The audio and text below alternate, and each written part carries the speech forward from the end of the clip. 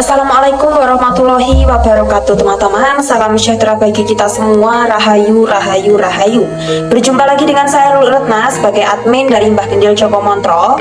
Pada kesempatan kali ini, teman-teman, kita akan membahas satu barang, yaitu sekilas jika kita melihat ini seperti kapak ya, teman-teman.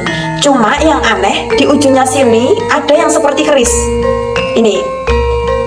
Jadi kapak yang rangkep dengan keris di ujungnya ini sama-sama lancip, teman. Bahkan pegangannya sini juga lancip, teman-teman. Ini dinamakan wadung kalau di sini.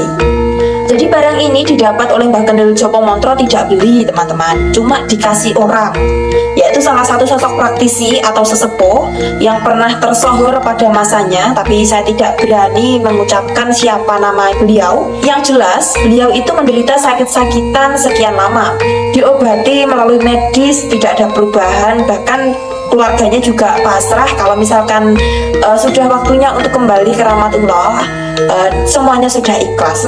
Tapi setelah sekian lama, melalui setiap usaha dari pengobatan secara biologis atau fisik maupun pengobatan secara batin atau spiritual, beliau seorang sesepuh ini tidak kunjung sembuh, teman-teman. Karena kita tahu sebagai sosok seorang praktisi, mayoritas itu memiliki satu barang seperti benda pusaka, entah itu diberikan orang atau itu memang dia suka mengoleksi barang.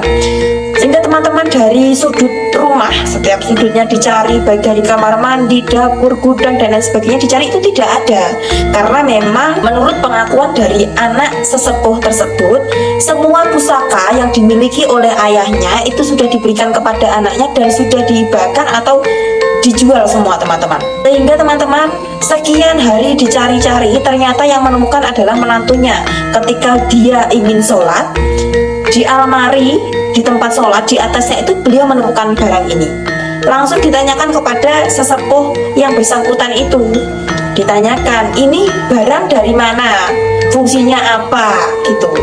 Tapi ternyata sesepuh itu tidak mengingat. Jadi dia tidak tahu barang ini asalnya dari mana, dia mendapatkan barang ini dari mana, dia tidak ingat. Bahkan pengakuannya beliau tidak pernah memiliki pusaka yang seperti ini. Sehingga kita sama-sama bingung siapa yang meletakkan pusaka ini, teman-teman. Kemudian sama Mbah Gendil dibawa pulang, dibakar oleh Mbah Gendil. Setelah selesai prosesi pembakaran pusaka ini, sesepuh yang sakit sekian lama itu, teman-teman, jarak beberapa hari beliau meninggal. Meninggalnya pun juga dengan mudah.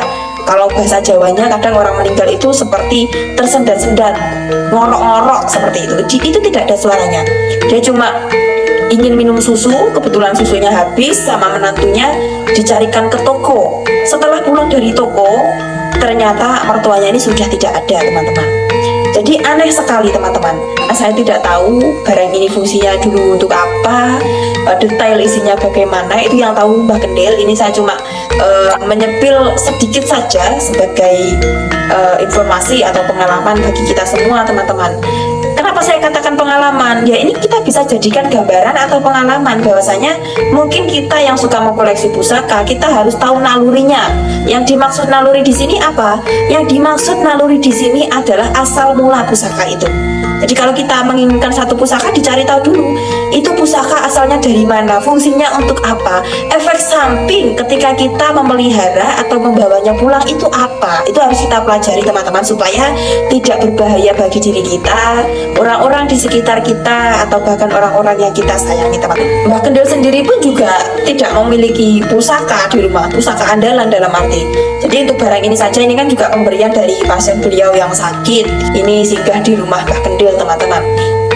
Dan pusaka ini, teman-teman, pernah dipakai Mbah Gendil untuk memainkan sebuah film, yaitu film dengan judul Ken Arok dengan serialnya Julung Sungsang. Jadi Mbah Gendil memerankan peran sebagai Julung Sungsang, yaitu pembunuh bayaran yang dibayar untuk membunuh orang tua dari Ken Arok. Bagaimana ceritanya, teman-teman? Mari sama-sama kita saksikan.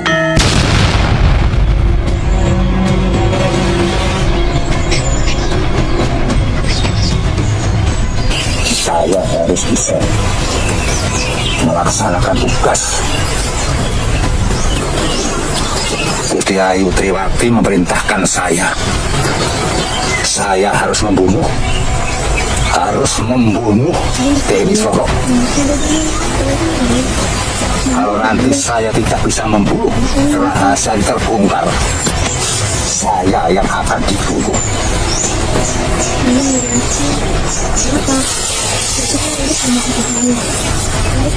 Biasanya perjalanan dari Kediri menuju ke Lengkeng Gunung Kawi pasti lewat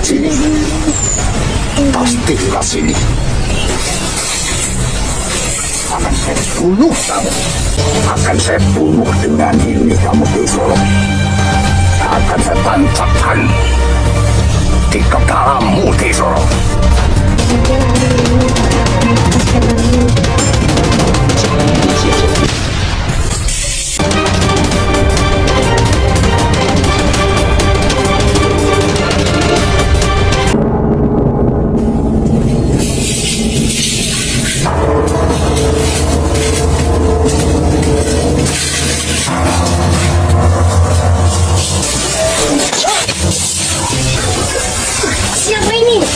Siapa ini?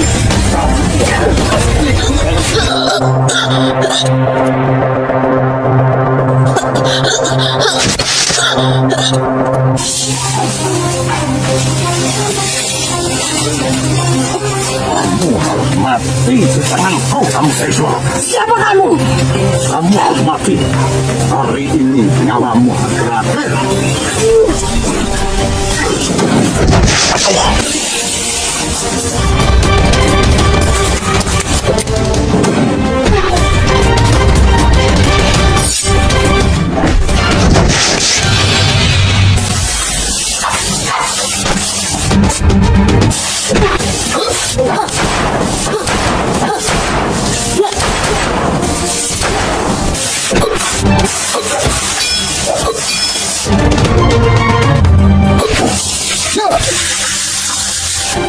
Mati hari ini.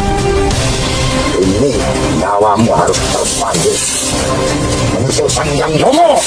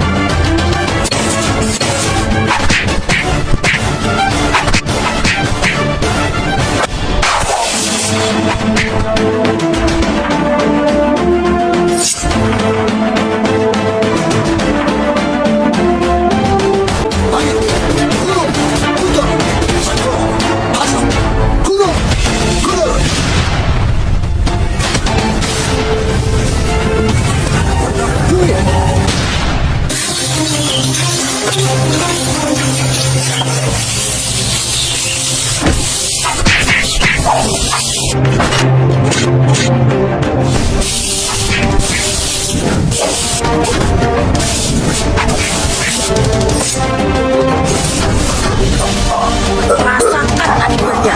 Kamu berani bermain-main dengan saya. Kalau aku tidak membunuhmu, kamu pasti akan mengorbankan dua nyawa. Nyawaku dan nyawa anakku. Setiap perbuatan pasti akan ada akibatnya. Hanya karena kamu membela mati, kamu mengorbankan nyawamu. Oh, Dewata yang agung, ampuni dosa-dosa saya. Dan ampunilah dosa-dosa si Julung Sungsang ini atas perbuatannya. Tidak mungkin Dewa Batara itu tidak adil. Tidak ada ceritanya bahwa orang benar akan kalah dengan orang yang salah.